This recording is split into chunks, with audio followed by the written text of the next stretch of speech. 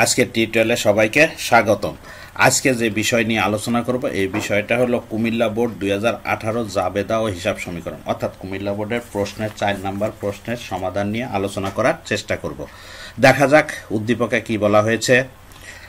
জনাব মুশফিক 2017 সালে 1 জানুয়ারি তারিখে নগদ 50,000 টাকা, 20,000 টাকার পণ্যদ্রব্য এবং 30,000 টাকার ঋণ নিয়ে কারবার শুরু করে। উক্ত মাসে তার কারবারের অন্যান্য লেনদেন ছিল নিম্নরূপ।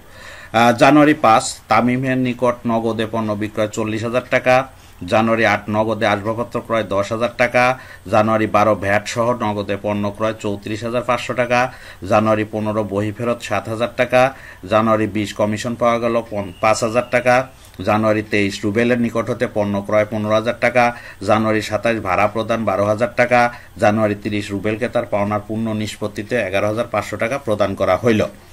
করণীয়: জনাব মুশফিকের প্রারম্ভিক মূলধন গণনা সহ নির্ণয় করতে বলা হয়েছে, অর্থাৎ বছরের প্রথম দিনে সে কত টাকা বাড়ির থেকে নিয়ে ব্যবসা বিনিয়োগ করেছিল সেই পরিমাণ টাকা বের করতে বলা হয়েছে। 12, 15, 20 ও 23 তারিখের লেনদেনের জাবেদা দিতে বলা হয়েছে। 5, 8, 23 ও 27 তারিখের লেনদেনগুলির সাহায্যে টেবুলার ছকে হিসাব সমীকরণের প্রভাব দেখাতে বলা হয়েছে। তো দেখি আমরা কিভাবে এটা সলিউশন করি। How to solution.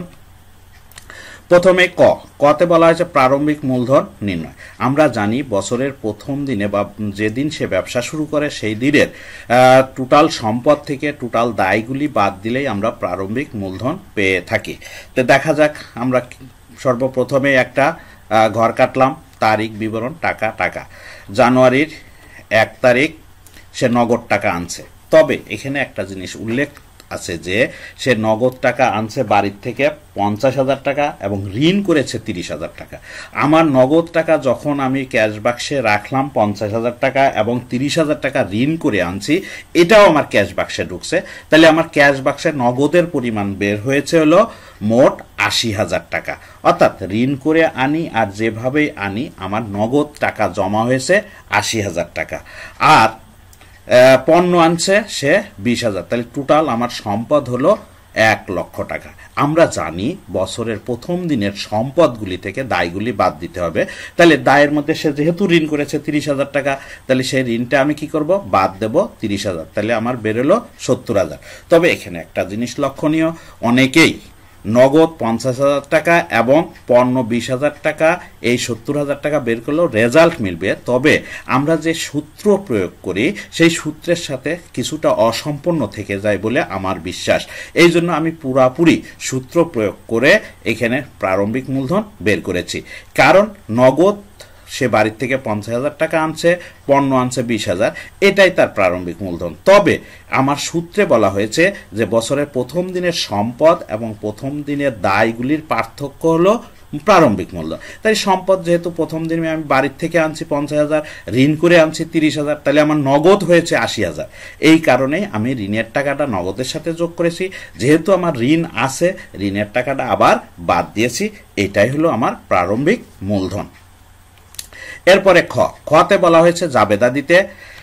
তাহলে প্রথমে একটা তারিখে ঘর কাটলাম, তারিখ বিবরণ, খতিয়ান পৃষ্ঠা, ডেবিট টাকা, ক্রেডিট টাকা। প্রথমে বলা হয়েছে 12 তারিখের লেনদেনটির জাবেদা করতে। লিখি 12 তারিখে বলা হয়েছে ভ্যাট সহ নগদে পণ্য ক্রয়।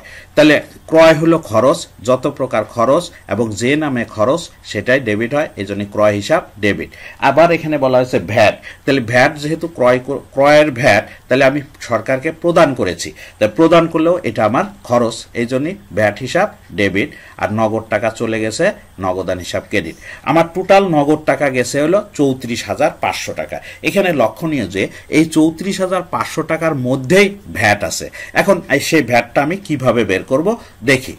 তো ভ্যাট সমান হলো আমার টোটাল ভ্যাট সহ ক্রয় আছে 34,500। এই 34,500টাকে আমি যদি 15 দিয়ে গুণ করি আর 115 দিয়ে ভাগ করি, তাহলে আমার ভ্যাটের টাকা পেয়ে যাব।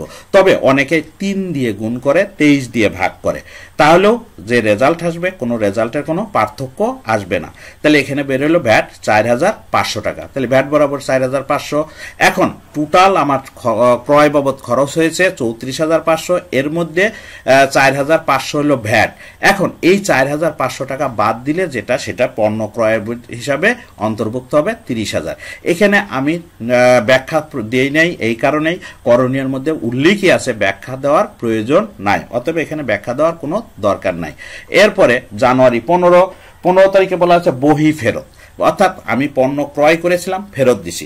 যাকে ফেরত দিছি সে হলো গ্রহীতা, যে ব্যক্তি গ্রহীতা সে হলো ডেবিট। আর একটা সূত্র আছে, ধারে ক্রয় করলে সেটা প্রদেয় হয়, আর প্রদেয় হলো দায়। যখন ক্রয় করেছিলাম তখন দায়ের পরিমাণ বাড়ছিল, এখন ক্রয়টা ফেরত দিয়েছি, দায়ের পরিমাণ কমে যাবে। তো দায় হলো যাতে ক্রেডিট, এখন কমাইতে হলে ডেবিট করব, এই জন্য প্রদেয় হিসাব ডেবিট আর বহি ফেরত হিসাব ক্রেডিট বা ক্রয় ফেরত হিসাব ক্রেডিট। টাকা হলো 7,000।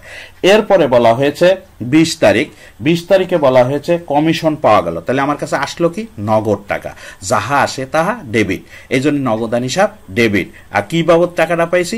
কমিশন বাবদ, প্রাপ্ত কমিশন হিসাব ক্রেডিট। টাকা হলো 5,000। এরপরে বলা হয়েছে 30 তারিখ রুবেলের তার পাওনার পূর্ণ নিষ্পত্তিতে 11,500 টাকা প্রদান করেছে। তাহলে রুবেল আগে কত পাইতো? রুবেলে আগে পাইতো 23 তারিখে উল্লেখ আছে, রুবেলের নিকট হতে পণ্য ক্রয় করেছি 15,000 টাকা।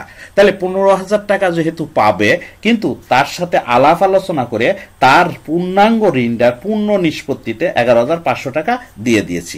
তাহলে এখন আমার কাছ থেকে কিন্তু নগদ টাকা গেছে 11,500, কিন্তু রুবেলের ঋণ যেটা ছিল, রুবেলের কাছে আমি যেটা ঋণী ছিলাম সেই টাকাটা পূর্ণাঙ্গই পরিশোধ হয়েছে বলে এখানে বলা হয়েছে, যেহেতু পূর্ণ নিষ্পত্তি বলা হয়েছে।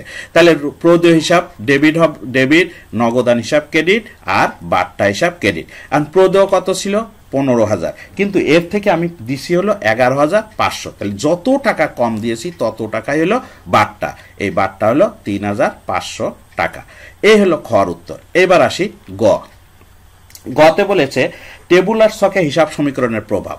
তাহলে প্রথমে আমি ছকটা কেটে নিই, তারিখ, সম্পদ সমান সমান দায় প্লাস মালিকানা শর্ত, অর্থাৎ আমার হিসাব সমীকরণের যে সূত্র সেই সূত্র মোতাবেক আমি ঘর কেটেছি। কিন্তু এখানে নির্দিষ্ট কয়েকটা তারিখ উল্লেখ আছে, সেই তারিখের লেনদেনগুলির প্রভাবই এখানে দেখাতে বলা হয়েছে। তাহলে আমি দেখাই, 2017 জানুয়ারি 5 তারিখে বলা হয়েছে তামিমের নিকট হতে নগদে বিক্রি করছি। নগদ টাকায় যখন বিক্রি করছি আমার কাছে আসছে নগদ, তাহলে আসছে নগদের পরিমাণ বাড়ছে, আর যেহেতু বিক্রি করছি আমার আয় হয়েছে, আয় হইলে মূলধনের পরিমাণ বাড়ে, এই জন্য মূলধনের সাথে যোগ করলাম, এটা হলো বিক্রয়। তারপরে 8 তারিখে বলা হয়েছে নগদে আসবাবপত্র কিনছি। আসবাবপত্র যখন কিনি তখন আসবাবপত্রের পরিমাণ বাড়ে, তাহলে আসবাবপত্র আমার একটা সম্পদ, তাহলে আসবাবপত্রের ঘরে লেখলাম হলো 10,000। যেহেতু নগদে কিনছি, নগদ টাকা চলে গেছে, আমি নগদের থেকে বাদ দিয়েছি। 23 তারিখে বলা হয়েছে রুবেলের নিকট পণ্য ক্রয়। তাহলে রুবেলের কাছ থেকে যখন পণ্য ক্রয় করেছি তখন এটা আমার কি হয়েছে? খরচ হয়েছে। তাহলে খরচ হলে মূলধনের পরিমাণ কমে যাবে, এটা হলো ক্রয়। আর যখন আমি রুবেলের কাছ থেকে কিনেছি, নগদের কথা উল্লেখ নাই, সেহেতু এটা অবশ্যই ধারে কিনলে এটা হবে প্রদেয় হিসাব, তাহলে প্রদেয় হিসাবের পরিমাণ বাড়ছে। এরপরে বলা হয়েছে 27 তারিখ ভাড়া প্রদান করেছি। তাহলে ভাড়া প্রদান করলেও এটা আমার খরচ, তাহলে খরচ হলেই তো মূলধন কমবে, এই জন্য মূলধন থেকে বাদ দিলাম কি বাবদ? ভাড়া বাবদ। যেহেতু আমি ভাড়া প্রদান করে ফেলছি তাহলে নগদ টাকা চলে গেছে, তাই নগদের পরিমাণও কমে গেছে। এই ছিল আমার হিসাব সমীকরণের প্রভাব। ধন্যবাদ সবাইকে, ধন্যবাদ সময় দেওয়ার জন্য। আমার এই ভিডিওটা যদি কারোর কোনো উপকারে লাগে তাহলে অবশ্যই সাবস্ক্রাইব করে রাখবেন, এবং যাতে পরবর্তী ভিডিও সহজেই আপনার কাছে পৌঁছে যায়।